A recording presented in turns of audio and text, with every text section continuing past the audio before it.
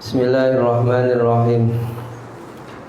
Qala al-muallifu rahimahullahu ta'ala wa nafa'ana bihi wa bi ulumihi wa bi asrarihi wa bi anwarihi fid dharain amin.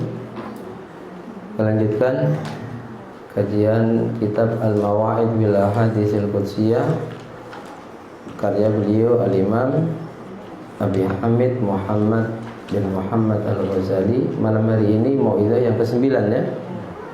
Benar ke-9? Ya. Al-mau'izatu tasi'ah, mau'izah yang ke-9. Yaqulullahu ta'ala, Allah subhanahu wa ta'ala berfirman. Firman-Nya, ya bna Adam, hai anak cucunya Adam, hai manusia. Kita semua diseru ini.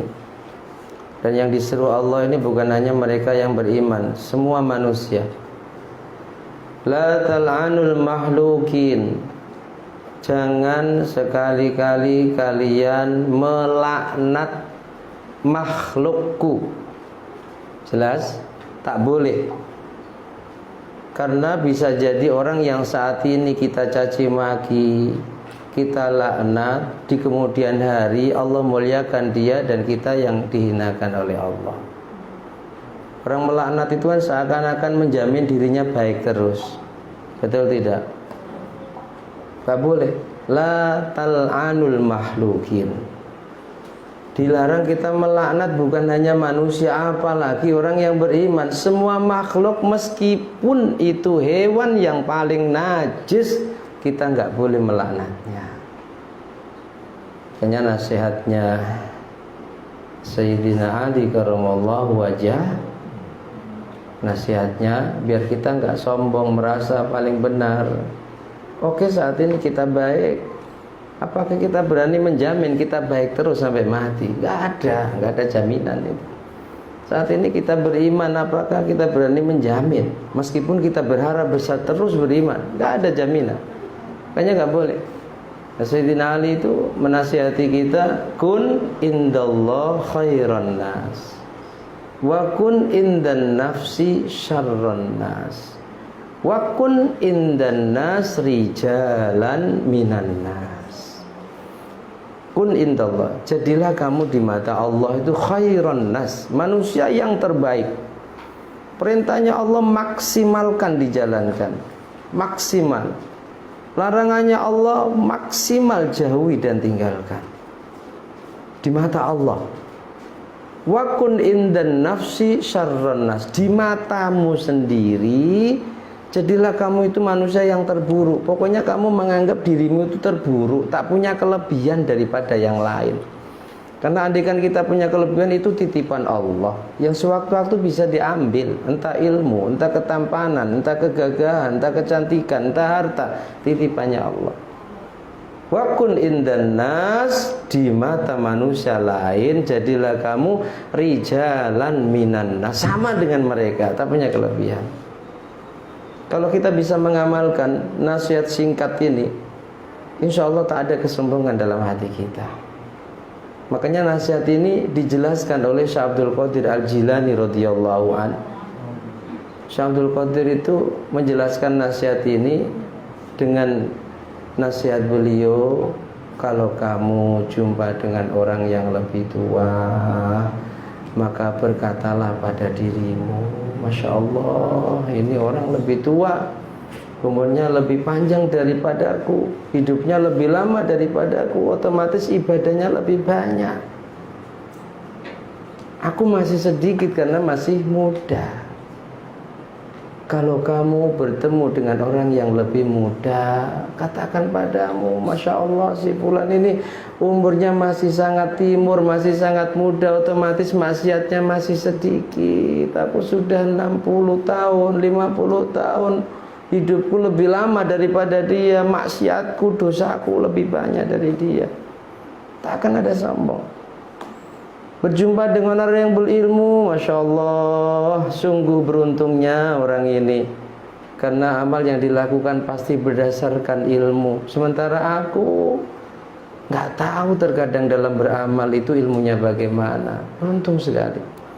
Berjumpa dengan orang yang tidak punya ilmu pun, Syekh Abdul Qadir berpesan, ya Allah, orang yang punya ilmu. Itu tadi orang yang punya ilmu. Orang yang tidak punya ilmu, itu pun Syekh Abdul Qadir berpesan, berkatalah pada dirimu, beruntung sekali si fulan ini nggak punya ilmu, jadi dia melakukan dosa itu ya diampuni sebab ketidaktahuannya.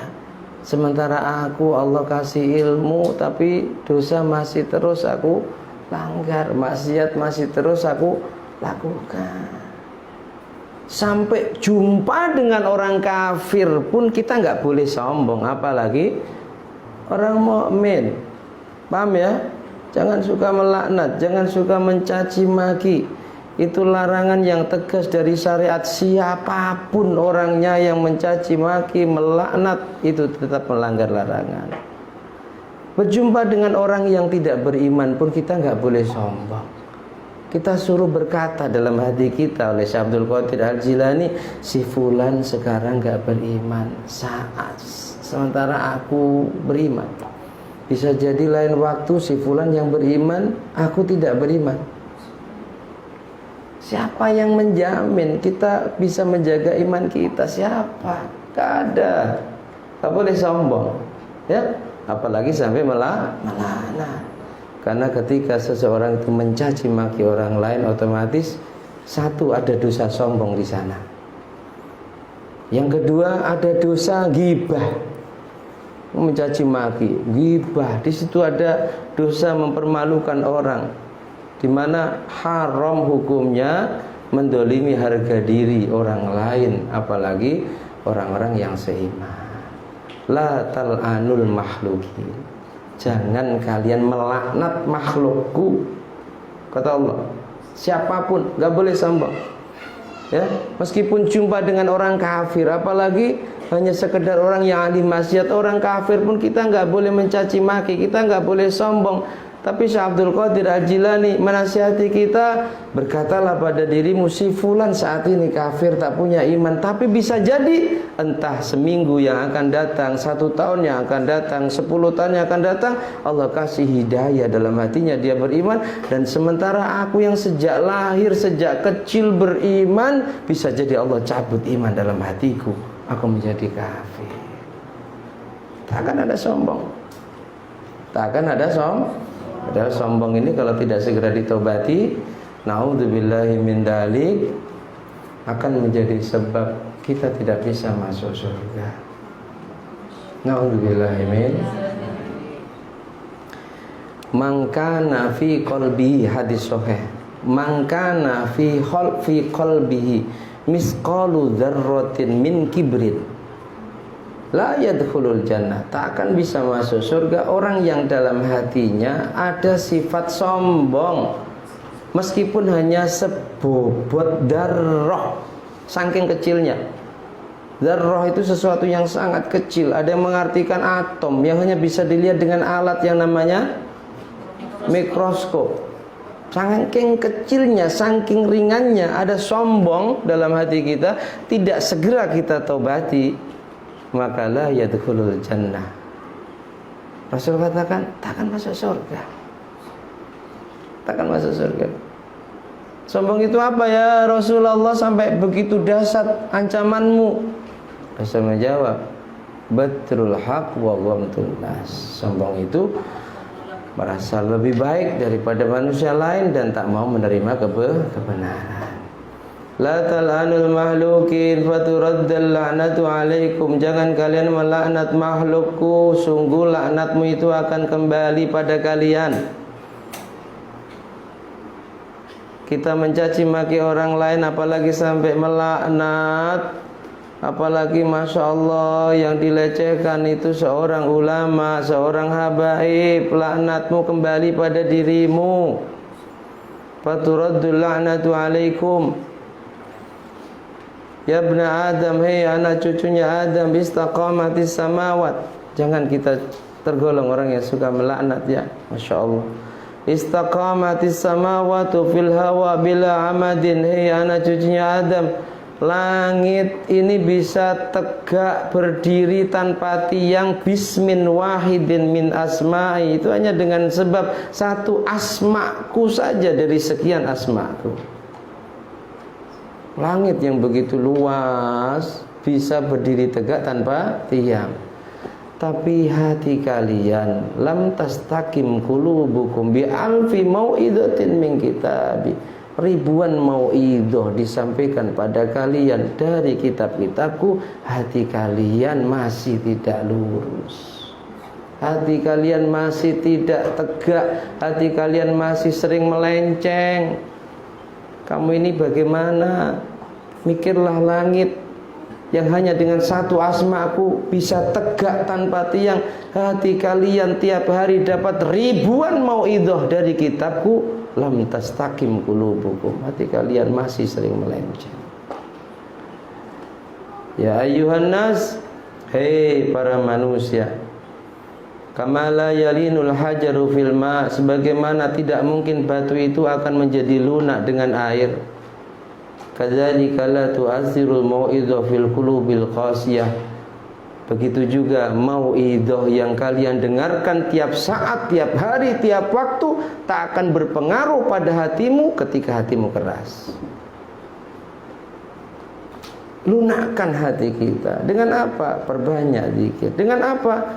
Duduk di majelis ilmu, mendengarkan nasihat-nasihat yang disampaikan di majelis ilmu, entah dari Al-Quran, entah dari hadis, entah dari perkataannya para ulama. Itu perintah Rasul. Alaikum bimujalasatil ulama, selalulah kalian duduk di majelis ilmu, di majelisnya ulama.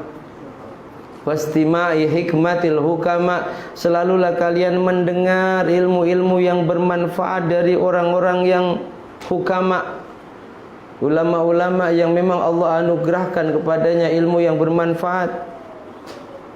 Fa innallaha yunawwirul qalbal maita, hatimu yang keras akan menjadi lunak, hatimu yang mati akan menjadi hidup, hatimu yang gelap akan menjadi terang benderang. Binuril hikmah, dengan cahaya ilmu yang bermanfaat. Sebagaimana bumi yang mati ini akan subur kembali, bima'il mator, dengan sering disirami air hujan.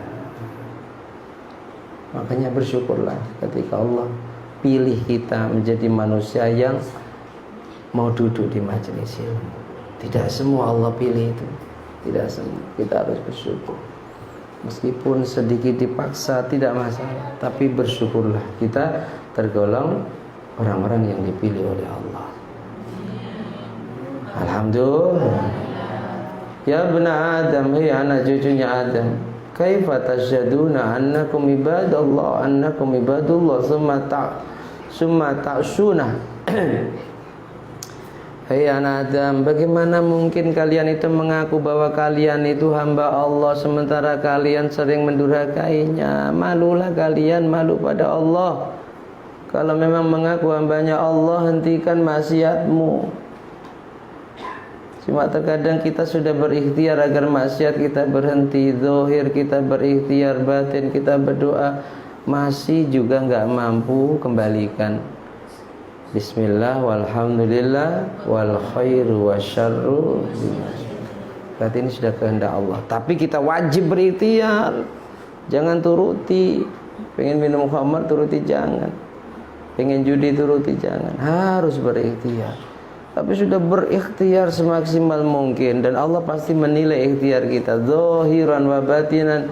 Masih juga kita terjerumus ke dalam kemaksiatan, ya sudah. Berarti wal khairu wasyarru, kebaikan keburukan semua terjadi atas kehendak Allah, tapi kita tidak boleh langsung ke sana.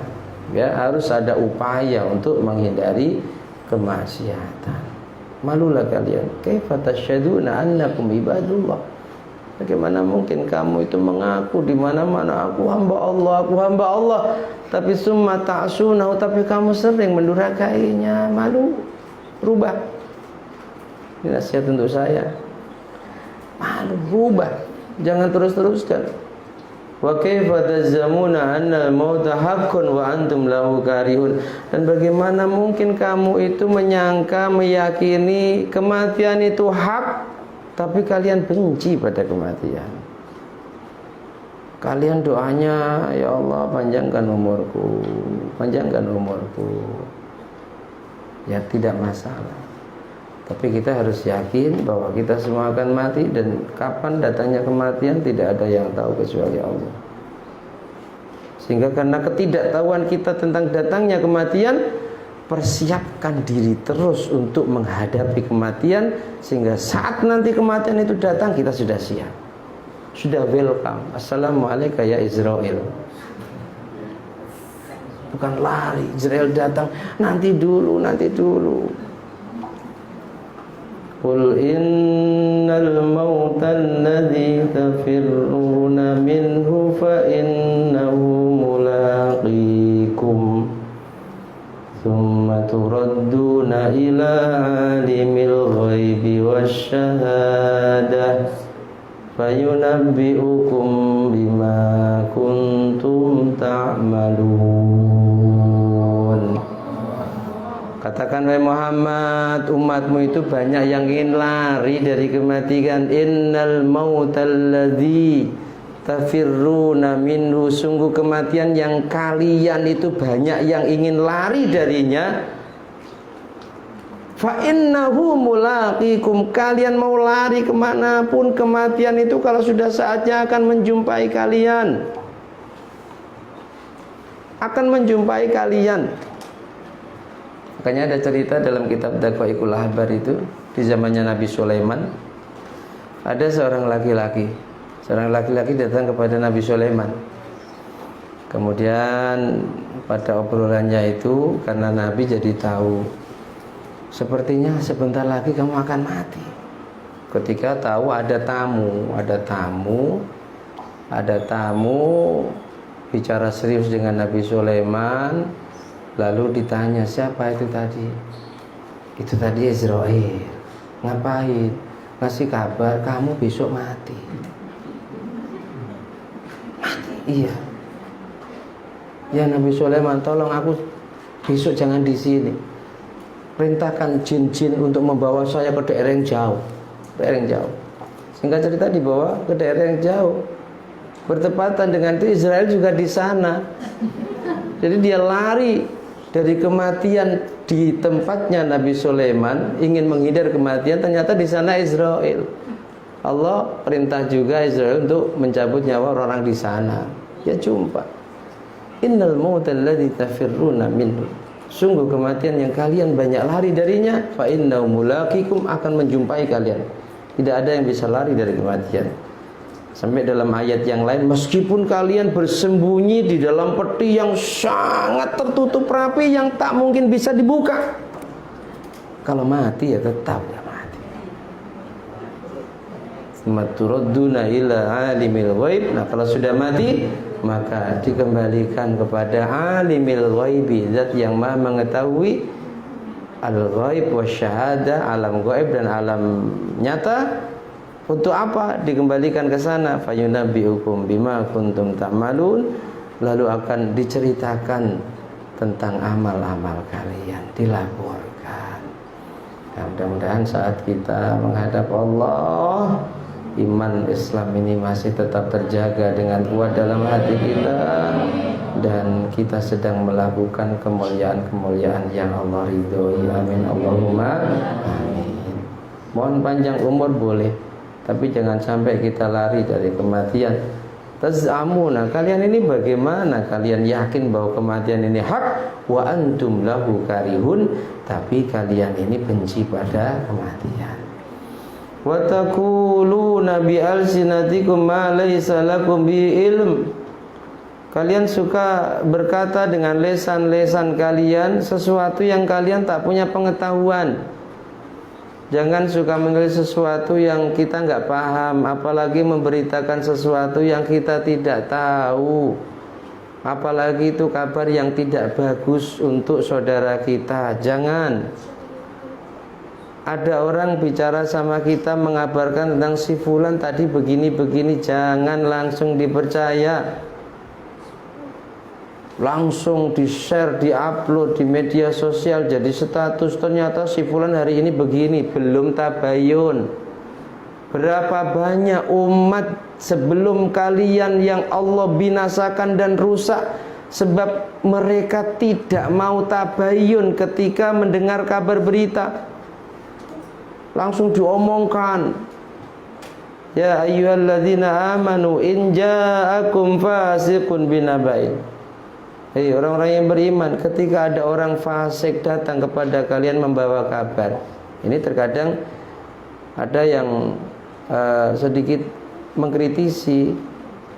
Itu kan ketika orang fasik yang datang membawa kabar. Kalau tidak, ya tidak masalah, langsung kita omongkan. Sekarang pertanyaannya, apa ada orang di zaman sekarang yang tidak fasik? Tidak ada. Siapapun mereka, adekan ada sangat sedikit, bagaikan mencari jarum di tengah jerami. Fasik itu orang yang selalu berbuat dosa, dan hampir semua manusia di zaman sekarang selalu berbuat dosa. Tidak dosa dohir, dosa batin. Ayatnya memang in ja'akum fasiqun binaba'in, ketika datang kepada kalian orang yang fasik dengan sebuah berita, jangan langsung dipercaya. Pokoknya ini kan kata si fulan, dipercaya, di-share. Jangan. Tapi fatabayyanu, coba ditabayyankan dulu, benar enggak? Agar kalian nanti tidak menyesal, agar kalian nanti tidak dirusak, dibinasakan oleh Allah seperti zaman umat-umat zaman dulu yang setiap mendengar berita langsung disampaikan ke orang lain tanpa tabayun dulu. Taqulu nabi alsinatikum ma laysa lakum bihi ilm. Lesan-lesan kalian mengucapkan sesuatu yang tidak ada pengetahuan bagi kalian, watasabuna hayyinan, dan kalian anggap remeh itu. Kalian anggap remeh. Wa huwa indallahi azim, padahal bagi Allah itu hal yang besar. Bahaya. Jangan suka menyampaikan sesuatu yang wala taqfu ma laisa laka bihi ilm. Kamu jangan menyampaikan sesuatu yang kamu tak punya ilmu, yang kamu tak tahu benar. Jangan. Bisa menyampaikan dengan lisan, bisa menyampaikan dengan tulisan. Di zaman sekarang jangan. Kalau tahu benar silahkan, ya, tahu benar silahkan, paham benar tentang agama silahkan. Kalau enggak lebih baik. Ini mauidhah yang ke-9, memauidhahi kita semua, menasihati kita semua. Allah lewat hadis qudsi ini, satu, jangan menjadi orang yang tukang laknat, meskipun itu pada selain manusia, apalagi pada manusia, apalagi pada saudara mukmin kita. Karena sungguh laknat kita itu akan kembali pada diri kita. Yang kedua, lunakkan hati agar mauidhah yang kita terima ini bisa merasuk di hati kita, bisa menjadikan kita berubah dari keburukan menuju kebaikan. Karena sungguh ketika hati kita itu keras, ribuan mauidhah dari kitabnya Allah tiap hari masuk ke dalam kita, masuk lewat telinga kita, la tu'assir, tidak akan berpengaruh. Usahakan dengan banyak zikir, dengan banyak sholawat, dengan banyak mendengarkan ilmu yang disampaikan di majelis ilmu. Kemudian yang ketiga, malulah ketika kita mengaku hamba Allah tapi kita masih terus bermaksiat. Yang keempat, kalau kita yakin bahwa kematian itu adalah hak dan pasti akan kita alami, kita nggak perlu benci dengan kematian. Yang perlu kita lakukan adalah mempersiapkan diri menghadapi kematian dengan banyak amal soleh. Kemudian yang keempat, yang kelima, jangan suka menyampaikan sesuatu dengan lesan kita yang sesuatu itu kita tidak punya pengetahuan, kita tidak tahu. Dan itu jangan disepelekan, tahsabuna hayyinan, jangan sepelekan. Itu sesuatu yang besar, yang bahaya di sisi Allah. Mudah-mudahan kita bisa mengamalkan mauidhah yang ke-9 ini dalam kehidupan sehari-hari kita. Amin amin Allahumma. Wallahu a'lam bishawab. Semoga bermanfaat. Al-Fatihah.